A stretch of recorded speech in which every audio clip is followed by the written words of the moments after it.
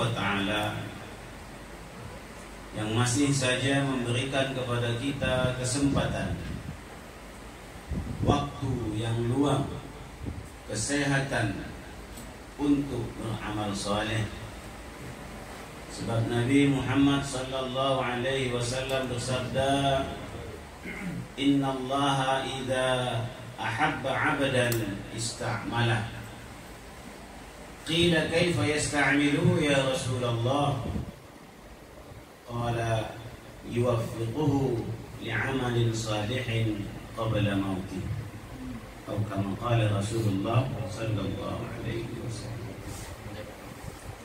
Rasulullah sallallahu alaihi wasallam bersabda yang artinya, jika seandainya Allah Subhanahu wa taala mencintai seorang hamba, maka Allah akan menggunakan orang itu. Allah akan memakai orang itu. Allah akan memberi manfaat kepada orang itu. Qila, ada sahabat yang bertanya, kaifa yasta'miluhu ya Rasulullah? Bagaimana cara Allah menggunakan orang itu ya Rasulullah? Rasulullah sallallahu alaihi wasallam pun menjawab, yuwaffiquhu li'amalin salihin qabla mautih. Hamba itu akan digunakan, dimudahkan oleh Allah untuk beramal saleh sampai matinya. Allahumma ja'alna minhum. Amin. Semoga Allah Subhanahu wa taala memasukkan kita ke dalam golongan hamba-hambanya yang dimudahkan, yang diberi taufik, yang diberi hidayah, yang diberi ma'unah untuk selalu beramal saleh sampai mati kita. Allahumma amin. Salawat dan salam semoga selalu tercurah kepada Nabi Muhammad sallallahu alaihi wasallam yang telah mengajarkan kepada kita segala kebaikan. Itulah kenapa beliau disebut tabligh atau muballigh atau yang menyampaikan. Semua kebaikan-kebaikan yang akan menyampaikan kita kepada ridha Allah dan surganya telah Rasulullah sallallahu alaihi wasallam sampaikan kepada kita. Dan juga Rasulullah sallallahu alaihi wasallam telah menyampaikan kepada kita hal-hal yang harus kita tinggalkan sehingga kita tidak terkena murka Allah. Na'udzubillah. Ini adalah satu jasa besar daripada Rasulullah sallallahu alaihi wasallam. Di antaranya kebaikan itu adalah seperti apa yang kita rasakan saat ini dalam acara akhir sanah Pondok Pesantren Al-Ihsan 3 Batang bersama Habibana Al-Habib Idrus bin Alwi Al-Bahar. Semoga Allah Subhanahu wa taala memberikan kepada kita kemudahan-kemudahan untuk mengikuti Rasulullah dan anak cucu beliau yang suci, yang dibenarkan, yang diberi kemudahan untuk mengajarkan agama ini kepada seluruh umat manusia. Allahumma amin. Alhamdulillah, hadirin hadani Allah wa iyyakum ajma'in. Pada kesempatan kali ini, pada acara akhir sanah Pondok Pesantren Al-Ihsan 3 Batang, kita sedikit mengaji kembali kepada Al-Quran, mengaji lagi, melihat lagi apa yang Allah Subhanahu wa ta'ala katakan, apa yang Rasulullah sallallahu alaihi wasallam pesankan kepada kita, khususnya dalam dunia pendidikan, dunia tarbiyah, sampai kita jiwa-jiwa kita yang mungkin dulu belum baik menjadi baik, pikiran-pikiran kita yang belum baik menjadi baik, kegiatan-kegiatan kita, amal-amal kita yang belum baik menjadi baik, yang sudah baik menjadi lebih baik, lebih dekat dengan sunnah-sunnah Rasulullah Sallallahu Alaihi Wasallam. Contoh misalkan tentang sholat, maklum setiap kita pasti sholat, kecuali mungkin yang belum sholat. Tapi ada yang lebih khusus lagi pesan daripada Rasulullah Sallallahu Alaihi Wasallam, yakni sallu kama ra'aitumuni usalli. Secara khusus Rasulullah Sallallahu Alaihi Wasallam berpesan kepada kita umatnya agar sholat kita mencontoh sholatnya Rasulullah Sallallahu Alaihi Wasallam. Dari mana kita bisa tahu sholatnya Rasulullah? Maka ada pondok. Di pondok guru-gurunya dulu belajar hadis, sekarang masih belajar hadis, maka kita dengar bagaimana takbirnya Rasulullah, bagaimana rukuknya Rasulullah, apa yang dibaca dan seterusnya dan seterusnya, sehingga mendekatilah sholat kita sebagaimana sabda Rasulullah, sallu kama ra'aitumuni usalli. Sebab apa? Sebab tidak bisa kita pungkiri banyak hadis-hadis Nabi yang berbunyi tentang atau bahwa sholat itu adalah hal yang paling pertama dan paling utama untuk kita pertanggungjawabkan di hadapan Allah Subhanahu wa Ta'ala nanti. Dalam hadis dikatakan, awwalu ma yuhasabu bihi al-'abdu yawmal qiyamati as-salah. Idza saluhat saluha sa'iru 'amalihi wa idza fasadat fasada sa'iru 'amalihi. Atau kama qala Rasulullah sallallahu alaihi wasallam. Yang pertama sekali diminta pertanggungjawaban dari kita oleh Allah Subhanahu wa Ta'ala dalam kehidupan kita ini adalah tentang sholat kita. Jika sholat kita baik, maka amal-amal yang lain pun ikut menjadi baik. Tapi na'udzubillah tsumma al'iyadu billah, jika masih rusak sholatnya, maka yang lain pun ikut rusak. Na'udzubillah. Maka kita berdoa kepada Allah Subhanahu wa Ta'ala, semoga sholat kita hari demi hari makin baik dan makin baik bersama guru-guru kita, terutama ada Habibana, keturunan Rasulullah Sallallahu Alaihi Wasallam, yang pastilah ditemui oleh kakek anda, kakek beliau menjumpai dalam mimpi, mengajarkan kepada keturunan untuk mengajarkan kepada kita umat manusia, juga kepada guru-guru yang belajar, kepada guru-guru yang sanadnya tersambung kepada Rasulullah Sallallahu Alaihi Wasallam. Ini yang utama. Ya. Sebab apa? Sebab kalau seandainya sholat ini kita jaga, maka kita lihat ayat Allah Subhanahu wa Ta'ala yang lain, inna sholata tanha 'anil fahsya'i wal munkar. Kalau sholat kita itu sudah betul, insya Allah sholat kita dapat mencegah diri kita dari perbuatan keji dan munkar. Kalau sholat kita nanti sudah bagus atau terus menerus kita pelajari, insya Allah kita menasihati orang sedikit demi sedikit, maka insya Allah tanha 'anil fahsya'i wal munkar. Ini di mana didapat? Kembali lagi ke pondok, belajar lagi. Maka alhamdulillah, ini acara akhir sana, acara akhir tahun Pondok Pesantren Al-Ihsan.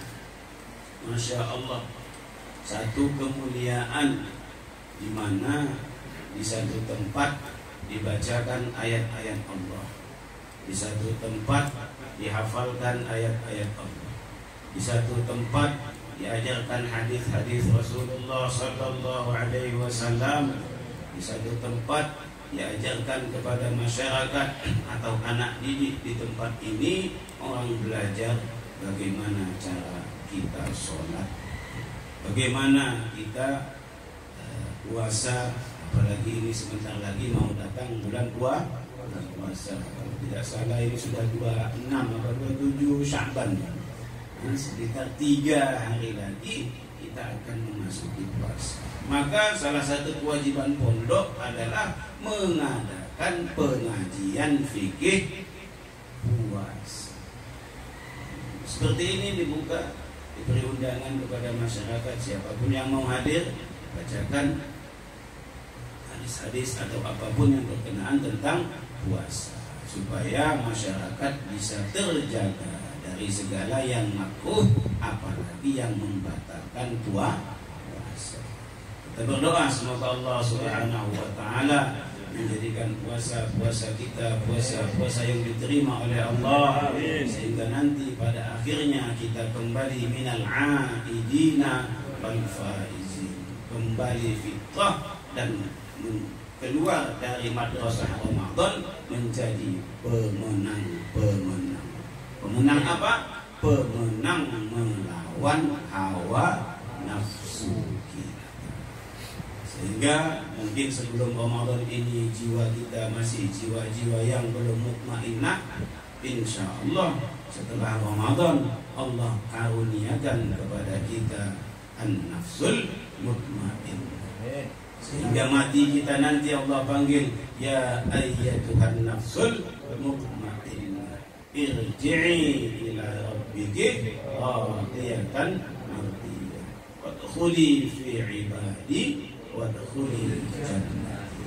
Allahumma amin. Ini sudah hidup itu putar-putar kemana-mana pun ujung-ujungnya bagaimana supaya kita dipanggil Allah dengan ya ayyatuhan nafsul mutmainnah. Setinggi apapun jabatan kita, sebanyak apapun duit kita, kalau matinya tidak dipanggil ya ayyatuhan nafsul mutmainnah, susah nanti. Alhamdulillah, pondok bersama kita ada Habib, Masya Allah. Ini satu karunia bagi kita yang tadi dikatakan oleh Rasulullah, yuwaffiquhu li'amalin salihin qabla mauti. Allah mudahkan kita ini sudah untuk berkenalan dengan Habibana, berkenalan dengan Ustazuna. Ada pondok di sini, datang, ya, datangi pondok itu. Fas'alu ahlal dzikri in kuntum la ta'lamun. Tanya, datangi itu ahli zikir, ahli ilmu, khususnya para habaib, para masyayikh yang jelas sanad keilmuannya, untuk kita minta keterangan tentang apa-apa yang masih kita ragu atau hati. Siap insyaallah? Insyaallah. Siap enggak siap? Harus siap. Itu fiilnya fiil amr. Fas'alu, ada fa-nya lagi di depan, bukan cuma is'alu. Nah ini yang tahu ini orang pondok. Kalau bapak dulu pondok tahulah fungsi fa itu apa sebelum fiil amr. Fiil amr itu perintah, didahului lagi oleh huruf fa. Maka kita lihat fas'au ila dzikrillah, fafirru ila Allah, dan seterusnya. Nah, ada huruf fa di depan itu artinya cepat-cepat bersegera lakukan. Dalam hal ini cepat-cepat bersegera datangi para habaib, datangi para masyayikh yang sangat keilmuannya sambung kepada Rasulullah untuk memperbaiki ilmu dan amal ibadah kita. supaya jangan salah paham. Nanti ketemu dengan hadis yang sahih tapi fahamnya salah, bahaya. Betul hadisnya sahih, tapi kalau salah fahamnya bagaimana? Akhirnya menyalahkan orang lain. Hati-hati. Hadisnya sahih, tapi pemahaman kita yang mungkin belum sahih. Bagaimana supaya pemahaman kita juga sahih? Maka ikutlah kepada para guru, para masyayikh, para habaib yang jelas-jelas mereka belajar ilmu syar'i. Siap insyaallah? Insyaallah. Itulah tugas kita. Bahkan dikatakan juga dalam satu hadis, utlubil ilma minal mahdi ilal lahdi. Tuntutlah ilmu dari buayan sampai masuk liang lahat, artinya sampai mati. Maka masya Allah ada pondok di sini, ya. Jangan sampai anak-anak bapak, anak-anak ibu, mohon maaf kalau ada ibu yang mendengar, ya, masukkan ke situ, daftarkan biar tahu apa yang harus dilakukan dalam kehidupan. Dari mulai kecilnya, remajanya, masuk masa menikahnya, punya anak dan seterusnya, sampai kewajiban orang tua dan seterusnya. Insya Allah hidup kita akan teratur jika kita ada ilmu. Belum lagi barokah ilmu itu sendiri, barokah guru-guru kita, barokah habaibana, barokah Rasulullah Sallallahu Alaihi Wasallam yang mengajarkan ilmu itu sendiri, dan seterusnya, sehingga kehidupan kita terbimbing dari mulai bangun tidur sampai tidur kembali. Allahumma amin. Lengkap sudah agama ini, sebagaimana Allah Subhanahu wa taala sendiri yang berfirman, al-yauma akmaltu lakum dinakum wa atmamtu alaikum ni'mati wa raditu lakumul Islam. Allah sudah jelas-jelas nyatakan sempurna agama ini. Coba lihat, mohon maaf kalau kita mau banding-banding sedikit dengan agama lain. Agama lain adakah kalau mau masuk WC baca apa? Ada bacaannya? Coba tanya nanti. Ada nggak mereka baca doa? Kalau kita jelas, Allahumma inni a'udzubika minal khubuthi wal khaba'is. Satu poin sempurna kita di atas agama lain. Yang kedua, kaki apa yang maju melewati pintu WC? Jelas kiri. Mereka coba ada nggak adab-adab begitu? Dua poin. Banyak lagi sudah di dalam pun demikian, sampai mohon maaf cara kita duduk, mohon maaf buang air kecil pun ada ajaran Rasulullah, supaya mohon maaf paha dan mohon maaf pantat tidak terkena najis. Bagaimana caranya? Belajar. Ada habibana, ada ustadzuna, ada pondok, kita datangi bagaimana kencingnya Rasulullah sehingga tidak menyentuh mohon maaf percikan air kencing tidak mengenai paha, pantat dan lain-lain. Alhamdulillah, ilmu yang sempurna dalam Islam. Ini belum bicara sholat, ini masih bicara WC, sudah adabnya tinggi. Dan ya Allah, ini jadi alangkah ruginya, mohon maaf bapak-bapak dan ibu-ibu, jika tidak memondokkan. Rugi, nanti salah-salah, ya. Bahkan dikatakan oleh Rasulullah Sallallahu Alaihi Wasallam, wailun lil a'qabi minan nar. Ada orang, na'udzubillah, di kubur itu disiksa sampai menjerit, sampai terdengar oleh Rasulullah di luar kubur. Maklum Rasulullah ada mukjizat, salah satunya dapat mendengar teriakan orang yang disiksa di kubur. Sedih Rasulullah. Kenapa ya Rasulullah? Ditanya sahabat. Aku mendengar cerita orang yang di kubur ini. Kenapa? Karena ternyata na'udzubillah kencingnya dia tidak bagus, kena mata kaki, waktu berwudu kencingnya tidak terbasuh, na'udzubillah, maka keluarlah hadis Rasulullah, wailun lil aqabi minan.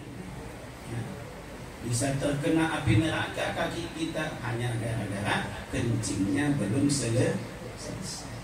Maka tidak ada kencing berdiri dalam Islam. Kencingnya jongkok, nanti ada tutorialnya dari beliau ya. Masya Allah. Ceboknya apakah tangan kanan? Tidak, tangan kiri. Airnya apakah dicepuh? Tidak, dengan air mengalir. Sempurnanya agama Islam, sunnah Rasulullah jangan ditinggalkan. Ya, sayang, mumpung kita masih ada umur, mumpung diberi kesehatan, mumpung masih kita bersama kita habibana, ustadzuna dan pondok, datangi, belajar. Abu Sayyid Muhammad Alwi Al-Maliki beliau berkata, maziltu thaliban. Maziltu thaliban adalah satu kalimat yang bagaimana ya, bagi kita para santri mesti merasakan bahwa sampai kapanpun aku adalah santri, sampai kapanpun aku harus terus belajar. Walaupun aku sudah jadi kiai, tanganku dicium, duduk segala macam, mimpin majelis zikir, mimpin ini, tapi mental kita harus tetap merasakan maziltu thaliban. Sampai kapanpun aku adalah santri. Belajar lagi, terus, sehingga apa-apa yang kita ajarkan kepada masyarakat, kepada santri-santri kita, kepada santriwati kita, kepada jamaah-jamaah kita sesuai dengan apa yang diajarkan Rasulullah Sallallahu Alaihi Wasallam. Baik, itu sebagai pembukaan. Saya sampai jam berapa nih? Nanti kelamaan, kasihan Habibana. Habibana sudah bicara nih? Nah, itulah sampai berapa nih? Mungkin nama-nama kasihan Habib. Anak Habib, anak mau mendengar dari antum. Masya Allah. Baik. Baik ya Habib. Alhamdulillah. Itu awal. Jadi sebab di sini kita bicara akhirus sanah, maka bicara pondok yang harus kita dalamkan atau semangati adalah motivasi belajar agama Allah.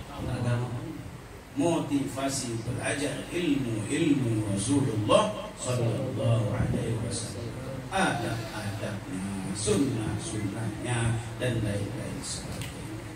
Bagaimana kita berperilaku kepada istri-istri kita, bagaimana kita memperlakukan anak-anak kita, bagaimana kita bersahabat dengan tetangga-tetangga kita, haknya apa saja dan seterusnya. Itu semua telah sempurna dalam diri Rasulullah Sallallahu Alaihi Wasallam. Sebagaimana firman Allah Subhanahu Wa Taala, laqad kana lakum fi Rasulillahi uswatun hasanah. Sungguh adalah takkid. Belajar lagi kita sorof, mau sorof itu ya. Dalam takkid ada qad litaukid, bahwa benar-benar telah ada dalam diri Rasulullah uswatun hasanah. Dari mana kita tahu? Kembali lagi ke pondok, kembali lagi ke habibana, kembali lagi ke guru-guru yang sanaduhu muttasilun ila Rasulillah Sallallahu Alaihi Wasallam. Belajar lagi sehingga kita mencontoh kehidupan beliau sesempurna yang kita bisa. Wa ma atakumur rasulu fakhudhuhu wa ma nahakum anhu fantahu. Apa-apa yang dibawa, yang diajarkan Rasulullah, fakhudhuh, ambil, laksanakan, amalkan. Selamat hidup kita dunia akhirat. Wa ma nahakum anhu fantahu. Kalau Rasulullah sudah larang, sudah saja, selesai. Ya. Yang lain banyak. Nah, simpelnya begitu saja. Kalau sudah Rasulullah katakan jangan, wa manahakum anhu fantahu. Sudah, tidak usah. Ya. Contoh misalkan di Indonesia ini khususnya katakanlah yang berekonomi, ya, katakanlah ekonominya riba misalkan. Berapapun besarnya uang riba akan habis. Hangus yamhaqullahu riba wa yurbis shadaqah. Yang justru akan terus tumbuh itu adalah konsep sedekah. Adapun konsep riba justru yang habis, binasa, hangus, hancur. Yang hakullahu.